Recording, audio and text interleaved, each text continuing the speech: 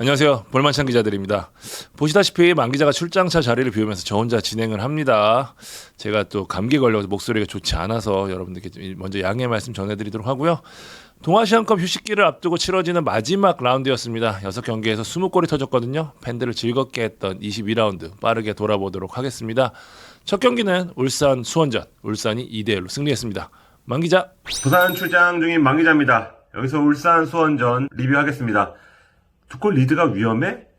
후반전에 2골 넣으면 안 위험해 라고 울산은 말하는 것 같습니다. 이 경기는 그 말 그대로였는데요. 찬찬히 살펴보겠습니다. 울산은 부상당한 김태환 대신 서령우, 그리고 22세 카드는 한 장 쓰고 엄원상을 선발 투입하면서 초반부터 힘을 줬습니다. 수원은 부진 탈출을 위해서 이것저것 해보고 있잖아요. 이날은 4-4-2, 투톱에 김건희, 오영규 썼고요. 수미의 자리에 이종성 임대 복귀하자마자 바로 선발 투입했고, 안병준은 이날도 벤치에 대기를 했습니다. 경기 양상은 예상한 대로 울산이 골문을 두드리고 수원이 거칠게 저항하는 그런 양상으로 펼쳐졌습니다. 전반 특히 이명재와 엄원상 그리고 레오나르도와 박호의 호흡이 좋았습니다. 하지만 득점이 나오진 않았는데요. 6경기 연속 지금 전반 득점이 없습니다. 홍명보 감독은 아무래도 그 점을 고민할 것 같은데 후반 6분 만에 선제골을 넣긴 했습니다. 이규성이었습니다. 이규성은 스로인 상황에서 골 에어리어에 있던 레오나르도가 등딱으로 버텨준 후 뒤로 내준 공을 강원슛으로 연결해서 선제골을 넣었습니다. 2020년 10월 4일 부산 시절 이후 K리그 첫 득점, 울산 데뷔골이기도 합니다. 오늘의 KOM으로 꼽을 수밖에 없는데요. 요새 폼이 굉장합니다. 득점 전에도 날카로운 슈팅, 무브먼트, 전진 패스로 울산 공격의 창의성과 역동성을 불어넣고 있고요. 레오나르도는 지난 대구전에선 등딱 후에 터닝슛으로 득점을 했었거든요. 이날은 등딱 후 패스. 이런 레오의 등딱이 울산의 강력한 무기가 되고 있습니다. 가만히 있을 수 없죠. 수원도 등딱을 내세웠습니다. 안병준이었습니다. 하지만 후반 18분 이명재의 크로스에 의한 엄원상의 논스톱 발리, 전반부터 두 선수가 짝을 이룬 것처럼 헤더 장면도 만들어내곤 했는데 결국은 추가 득점에 성공합니다. 엄원상은 두 자릿수 득점에 성공을 했습니다. 4분 뒤에 수원이 따라잡습니다. 세트피스에서 안병준이 헤더로 추격골을 넣었는데요. 수원이 왜 지난 여름 이적 시장에서 그토록 무리해서라도 자신을 영입하려 했는지를 실력으로 증명을 했습니다. 하지만 이 헤더는 이날 수원의 유일한 유효슛이었습니다. 유효슛 숫자가 울산 12개, 수원 1개. 고로 울산의 승리 결과는 어떤 의미에서 당연한 결과라고 볼 수 있고요. 울산은 최근 3경기에서 2승 1무, 다시 괜찮은 흐름을 타고 있고 휴식기 이후인 8월 7일에 현대가더비 원정이 있거든요. 그때까진 최소 현재 승점차 5점을 어떻게든 유지하려고 할 것 같습니다. 수원은 9경기 연속 무승입니다. 마지막으로 이긴 지가 2달이 지났는데요. 안병준의 데뷔골 외에는 긍정적인 요소를 찾을 수 없는 그런 경기로 보이고 2주간의 A매치 브레이크가 반갈 것도 같지만 그 2주간 이병건 감독은 잠 못 이루는 밤을 계속 보낼 것 같습니다. 자, 두 번째 경기 가도록 하겠습니다. 전북과 성남의 경기, 전북이 3대2로 승리했습니다. 이번에도 성남이었네요. 프리뷰에서 전북이 위기 때마다 성남을 상대로 고비를 넘겼다고 말씀을 드렸었는데 홈 부진이라는 징크스로 발전할 수 있는 순간 올 시즌 홈 3번째 승리를 전북이 챙기는 데 성공했습니다. 승리의 주역 구스타보였습니다. KOM으로 하도록 할게요. 일류첸코의 서울 이적 후 최전방 홀로 이끌어가는 부담, 여기에 지난 인천전에서 나온 지독한 불운까지 변수가 될 수도 있었는데 성남을 잡는 매는 구스타보였습니다. 전북은 사실 전반 성남을 강한 공세에 끌려다녔어요. 5-4-1 형태로 나선 성남은 탄탄한 수비와 빠른 역습으로 전북을 괴롭혔는데 구스타보가 전반 39분 분위기를 바꿉니다. 코너킥 상황에서 김지수에 걸려 넘어지면서 페널티킥을 얻었고요. 직접 성공시켰습니다. 사실 지난 인천전 실축으로 부담이 있었을 텐데 스스로를 넘었고요. 전북은 후반 23분 컵백 상황에서 구본철학에 실점을 하면서 흔들릴 수 있었는데 이번에도 분위기를 바꾼 게 구스타보였습니다. 구스타보는 후반 29분 백승호의 코너킥을 멋진 헤더로 마무리하면서 전북이 다시 리드를 잡게 됩니다. 기세가 오른 전북은 후반 36분 박진섭이 쐐기를 박는 헤더골을 성공시키면서 사실상 승부를 결정짓습니다. 전북 이날 3골을 모두 코너킥 상황에서 만들었는데 백승호의 킥 감각이 대단히 빛나는 모습 보였습니다. 성남이 후반 추가 시간이었죠. 밀러스의 득점으로 한 골을 쫓아가지만 시간이 부족했습니다. 전북은 지난 경기 무승부 로 이어지는 홈 징크스를 끄는 것뿐만 아니라 이날 컨디션이 좋지 않았던 수비의 핵 홍정호, 류재문을 아꼈고요. 오른쪽에서 최철순이 나름 건재함을 과시했다는 점에서 여러모로 얻는 것이 많은 승리였습니다. 이용이 수원FC로 가겠다는 의사를 보였을 때 김상식 감독이나 전북 프런트 모두 김문환의 백업에 대한 고민이 상당했거든요. 결국 선수의 의사를 반영해서 보내긴 했지만 일말의 우려를 역시 전북의 혼이라고 할 수 있죠. 최철순이 잘 해결해준 모습입니다. 성남은 이날도 잘하고 또 승리하지 못했습니다. 슈팅수나 점유율에서는 모두 앞섰지만 또다시 고비에서 힘이 딸리는 모습 보였고요. 4연패를 포함 최근 9경기째 무승입니다. 공격력 보강을 위해 여름시장에서 백방으로 뛰었지만 성과가 없었고요. 기존 자원으로 쥐어짜내고도 패하면서 점점 여력이 좀 없어지는 모습입니다. 성남은 골든타임을 점점 놓치고 있다는 생각이 좀 들고요. 그래도 밀로스가 2경기 연속 골을 넣으면서 빠르게 K리그에 적응하고 있다는 게 위안이 될 것 같습니다. 세 번째 경기 가도록 하겠습니다. 김천과 인천의 경기. 인천이 1대0으로 승리했습니다. 만기자 부르겠습니다. 찐 김천과 김시성을 지닌 선수들이 많은 김천. 인천의 맞대결로 제가 묘사를 했었는데요. 공교롭게도 인천이 김보섭의 결승골로 5경기 만에 승리를 했습니다. 올 시즌 인천이 한 가지 특징이 있는데요. 깐데 또 깝니다. 성남, 강원에 이어서 김천을 상대로 2경기 올킬을 했습니다. 올 시즌 8승 중 6승을 3팀을 상대로 따낸 건데 언급드린 3팀이 모두 그룹 B에 있는 팀들이잖아요. 인천이 그룹 A에 버틸 수 있는 힘이 되어주고 있습니다. 라인업 보겠습니다. 조상 감독은 전북전에서 강한 인상 남겼죠. 김성민 선수 우측 날개로 다시 기용을 했고 최전방엔 홍시우 투입을 했고요. 아길라르와 에르난데스는 벤치에 대기시켰습니다. 김보섭 선수 역시 마찬가지고요. 김천도 조규성, 권창훈을 벤치에 앉히면서 두 팀 모두 전반은 어느 정도 안정적으로 끌고 가면서 후반에 승부를 보겠다는 그런 심산으로 보였습니다. 그래서 이제 3톱을 비교하면 김천은 명준재, 김지현, 김한길, 인천은 민경현, 홍시후, 김성민 낯선 조합이죠. 일단 내세웠고요. 김천은 고승범, 박지수가 부상을 털고 선발로 돌아온 게 포인트였습니다. 그렇다고 서로 전반에 먼 산만 보고 멀리서 신경전만 벌인 건 아니었습니다. 치열하게 맞붙었습니다. 부딪힘도 많았고 경기 스피드도 빨랐습니다. 하지만 역시 킬러가 없다 보니 득점을 하는 데는 어려움을 겪을 수밖에 없었는데요. 조성환 감독이 먼저 변화를 줬습니다. 전반 끝나기 전 에르난데스와 김보섭을 투입했습니다. 하프타임엔 수비수 김광석을 빼고 아길라를 투입하면서 주전급이 후반에 총 출동을 했는데 이 교체술이 결실을 맺기까지는 그리 오랜 시간이 걸리지 않았습니다. 후반 9분이었습니다.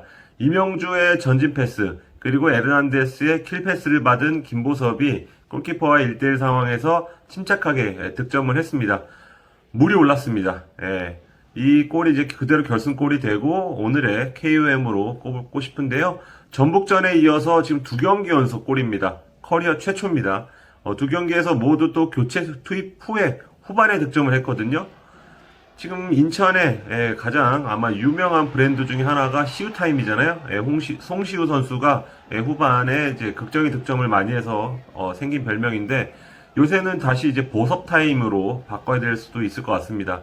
최근 폼 좋습니다. 7월 이후 최근 4경기에서 슈팅 14개, 유효슛 9개. 그런데 개막 후에 이전 14경기에선 슈팅 13개, 유효슛 4개입니다. 슈팅도 날카롭고 슈팅 시도하는 횟수도 많고 득점까지 하면서 지금 무고사가 떠난 인천 공격에서 어떤 날카로운 맛, 사실상의 영입과도 같다고 표현할 수 있을 것 같습니다. 물론 에르난데스 선수도 이적 후에 2경기 만에 이제 귀중한 어시스트를 하면서 좋은 활약을 펼쳤습니다. 김천은 따라잡아야 되는 입장에서 이제 조규성, 권창훈 선수를 투입한 다음에 조금 몰아치는 타이밍이 있었지만 인천 수비를 뚫기는 좀 역부족이었습니다. 그래서 지금 제주전 4대0 승리 이후에 2연패 흐름입니다. 강원 그리고 서울이 같은 라운드에서 승리하면서 격차가 더 벌어졌고요. 인천은 위에 있는 지금 제주, 포항과 제주를 어느 정도는 조금 추격하는 그런 효과를 얻었습니다. 네 번째 경기입니다. 수원FC와 강원의 경기. 강원이 4대2로 승리를 했습니다. 제가 프리뷰에서 난타전이 될 것이라고 예상을 했는데 그대로였습니다. 무려 6골이나 터졌고 승자는 강원이었습니다. 강원 최근 5경기에서 무려 14골을 폭발시키면서 가공할 공격력 과시했고요. 5경기에서 4승을 쓸어 담으면서 7위로 뛰어올랐습니다. 수원FC는 이승우에 웃고 울었죠. 이승우 때문에 경기를 뒤집지만 이승우 때문에 패배의 아픔을 겪습니다. 무패 행진이 6경기에서 마감이 됐습니다. 양팀 모두 지난 경기와 같은 라인업 꺼내들었습니다. 그만큼 경기력이 만족스럽다는 뜻이었겠고 양팀 모두 자신들의 장점을 유감없이 발휘했습니다. 전반 18분 강원이 특유의 역습으로 선제골을 넣었습니다. 김대원이 멋진 침투 후 크로스를 양현준이 기가 막힌 백힐로 마무리를 했습니다. 김대원의 움직임도 좋았고요. 양현준의 감각이 돋보인 골이었습니다. 수원FC는 전반 17분 이승우를 투입해 반격에 나섭니다. 이승우는 개인적으로 올 시즌 들어 최고의 컨디션이 아닐까 싶을 정도로 날카로운 모습 보였습니다. 움직임, 스피드, 감각 모든 면에서 다 좋았어요. 수원FC가 밀어붙인 것에 비해서 마무리가 좀 아쉬웠는데 전반 43분이었죠. 무릴로의 프리킥을 정재영이 감각적인 헤더로 동점을 만듭니다. 그리고 좋았던 이승우가 기어코 이를 냅니다. 후반 2분 동점골이자 시즌 10호 골을 성공시키는데 그 움직임이 예술이었어요. 라스에게 감각적으로 밀어주고 연결되는 과정에서 침투하는 움직임, 여기에 스루 패스를 잡아놓는 동작부터 마무리까지 최고 수준의 골이 나왔습니다. 후반 19분이었죠. 수원FC 수비 실책을 틈타서 김대원이 동점골을 넣고 4분 뒤 경기를 뒤집습니다. 김대원, 양현준 콤비의 움직임이 다시 한번 빛났는데 김대원의 절묘한 스루 패스도 빛났지만 그 전에 양현준이 뒷공간을 파는 움직임 좀 보세요. 속도부터 동선까지 절정의 양현준을 보여주는 모습입니다. 양현준이 지난 토트넘전에서 좋은 움직임을 보이면서 전국구 스타가 됐는데 K리그 올 시즌 내내 보신 분들은 양현준이 얼마나 좋은 선수인지 잘 알고 계실 거예요. 세기적인 측면에서 김대원이 보완을 좀 해주고 그러면서 양현준 특유의 저돌적이고 힘있는 움직임이 더욱 부각되는 모습이거든요. 양현준은 후반 49분 터진 이정엽의 쐐기골까지 도왔고 이날 KUM으로 손색이 없는 활약을 펼쳤습니다. 강원은 한국영이 돌아오면서 서민의 활용폭이 커졌고 그러면서 수비 불안을 해결할 수 있는 열쇠를 쥐었다는 점에서 여러모로 의미 있는 승리가 아닌가 싶습니다. 수원FC는 최고의 모습을 보였던 이승우가 후반 28분 코너킥 상황에서 김진호를 가격하는 쓸데없는 행동 하나로 퇴장당한 것이 컸어요. 사실 이날 라스의 높이가 강원을 좀 압도하고 있었고 이승우의 움직임이 워낙 좋았던 만큼 강원이 3대1로 앞서 있긴 했지만 수원FC도 남은 시간 충분히 해볼 만한 인상이 좀 있었거든요. 그렇지만 이 퇴장으로 사실상 승부가 결정이 났습니다.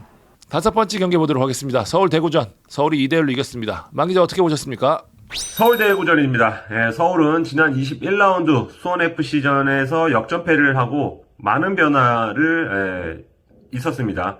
우선 안익수 감독이 코치진에 변화를 줬습니다. 분위기 변화 차원이라고 구단은 설명을 했고요.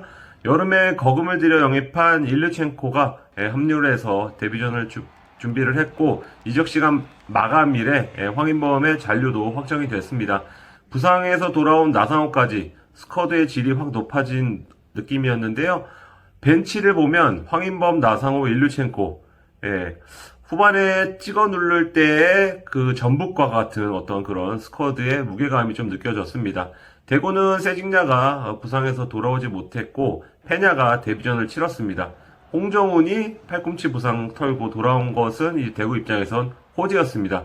두 팀의 스타일은 극명하게 대조를 이루죠. 서울은 패스 점유 라면 대구는 안정 역습입니다. 여기서 제대로 충돌을 했고 전반 서울의 정한민과 강성진이 결정적인 찬스를 놓치면서 0대0으로 끝납니다. 변화를 먼저 꾀한 건 서울이었습니다. 정한민 빼고 나상호를 투입했는데요. 그런데 후반 8분 대구가 가뿐싸 선제골을 넣습니다.